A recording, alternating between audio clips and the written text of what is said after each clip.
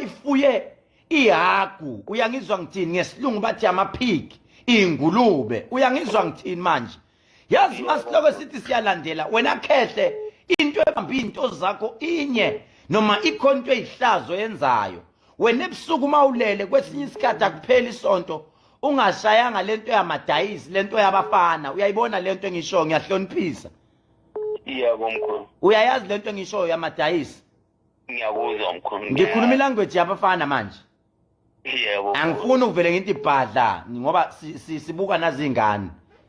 yebo mkhulu leyo nto baba yiyeke ngoba kunento edrive izandla zakho noma isilwane eshaya izandla zakho uma